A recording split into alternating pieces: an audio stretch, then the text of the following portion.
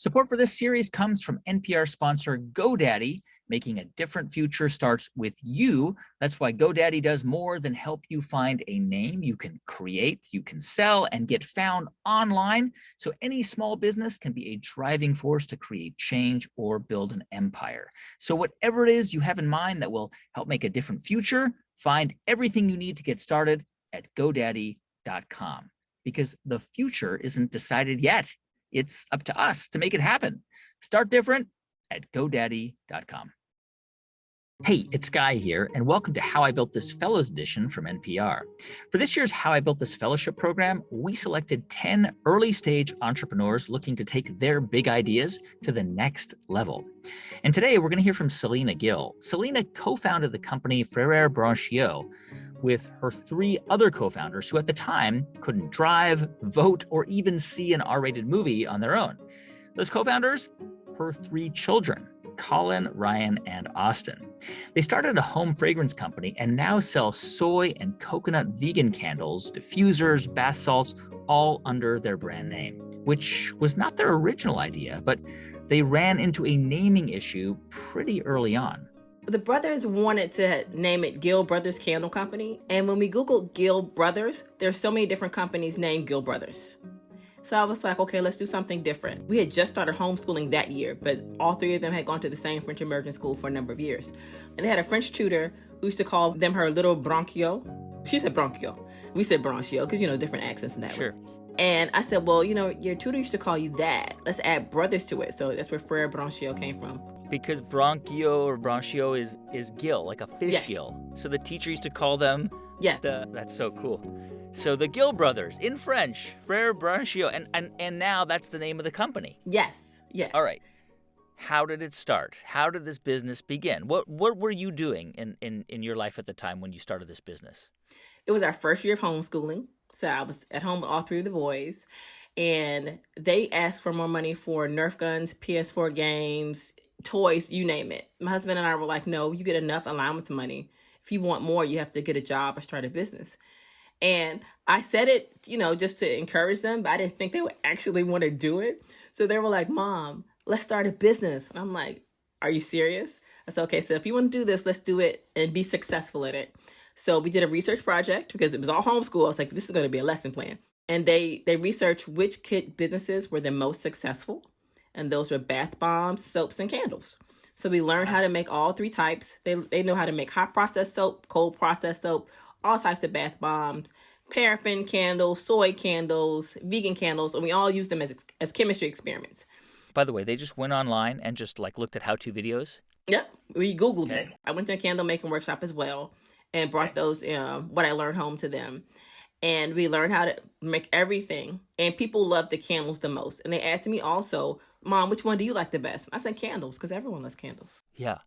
So all right, so they start experimenting and they come up with a line of candles, your boys. And this is back in, I think, 2017, right? Yes. And at the time, your boys, what were their ages? They were 12, 9, and 7. 12, 9, and 7. Oh, wow. Awesome. Okay. So they have this line of candles. And where do they go? They want to sell it. So how do they start to put it out into the world and sell them? Who are they selling them to initially? Baseball and football games. We would literally have the candles in the back of my minivan.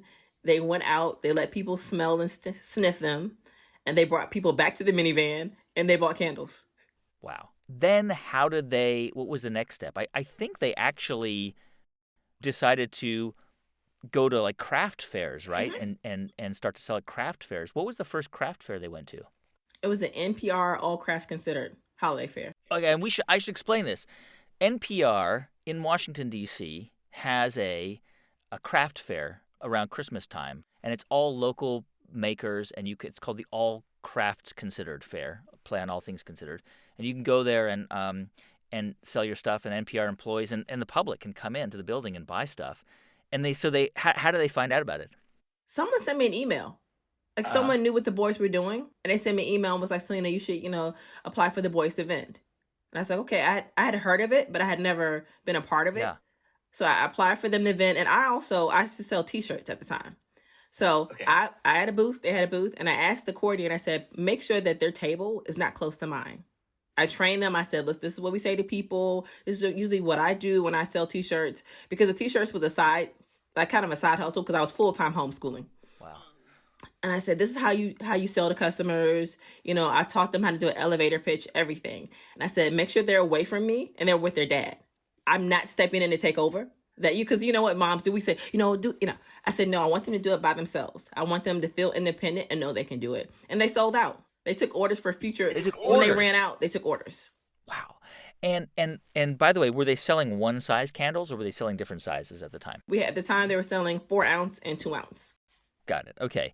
So completely sold out. So that's a good sign that they're on to something. Mm-hmm. What was the next step in expanding the business out? We joined the Made in DC program, which is a program for local makers in DC and Maryland, Virginia area. And through the program, we were able to, one, meet other makers, find out about vending fairs. They had programs for us to attend, to learn how to better our business. We also joined Market 7, which is an initiative in Ward 7. DC, which is historically Black district. And the founder of that program brought Black makers together, and she present them to retail stores to say, look, I have these Black makers. Do you want to put them on your shelves? So through her, we ended up in a Made in DC shop. So that was the first retail location, because it was like a Black history fair or something like that. And she got a lot of us together, presented us, and they picked the ones they wanted to be there on that night. So from November to February, they got their first retail spot.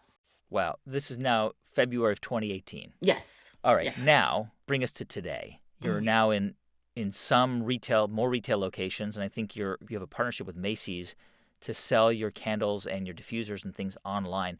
I have to assume that the boys are not hand making the candles anymore because the capacity, right? No, they're not. I promised them. Was it in 2019? I said, guys, if you all want to extend your business, I said, just trust me. I said, get it to a point where you don't have to make it anymore. By 2020, we made it happen. July, we got a warehouse.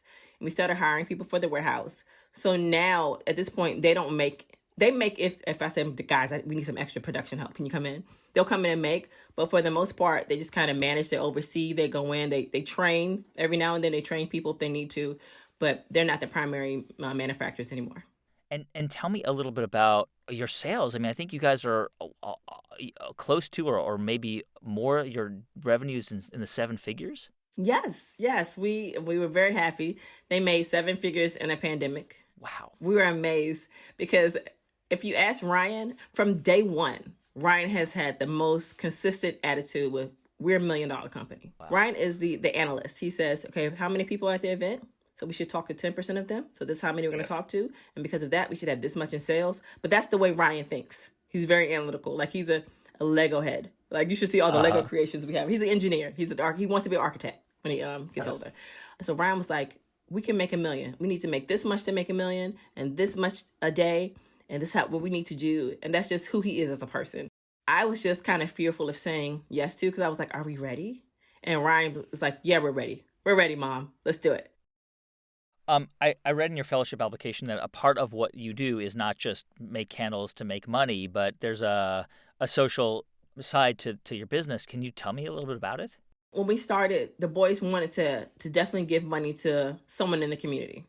And literally every time we saw a homeless person, they were giving money. Either they were giving their money or asking me to give any cash that I had. And in DC is a very large homeless population. So we decided that very early on, they wanted to give 50% at first. And I said, we can't do that because then you won't make any money. I said, profit is after we pay our bills. So you won't make any money. Let's give a amount that makes a significant difference, but also enough where you all can have a profit. So we decided on 10%. And we work with 3 foundations in DC that we donate to. And then we also sometimes you just feel like giving. Like every time we visit a different city, we'll give to a charity there. We just don't really publicize it. So we'll find a charity in that city and we'll donate to that charity. We donate to other charities around the city. I think we just don't publicize because we're like, sometimes you just give to give. You don't give so someone can say thank you. Just give to give. Yeah. Tell me what your and the boys' vision for the business is. How do you think about it in 5 or 10 years from now? They want Fred Braun Show stores.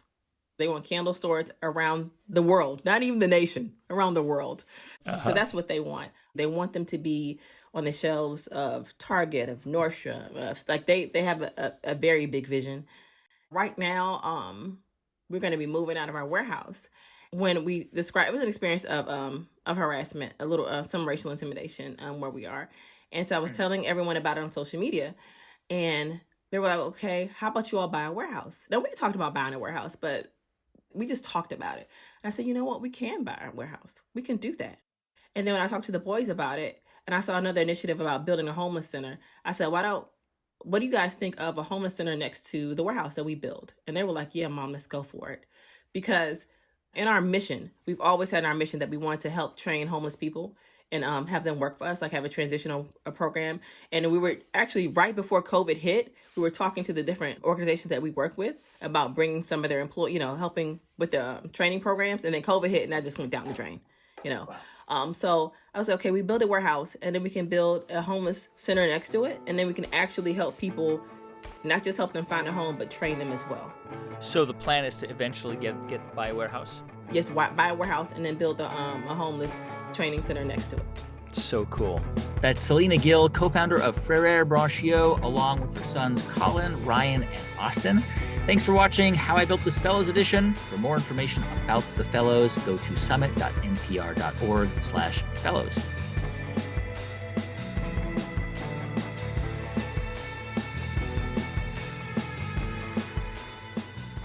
This message comes from NPR sponsor GoDaddy. Making a different future starts with you. GoDaddy helps you create, sell, and get found online so you can create change or build an empire. Start different at GoDaddy.com.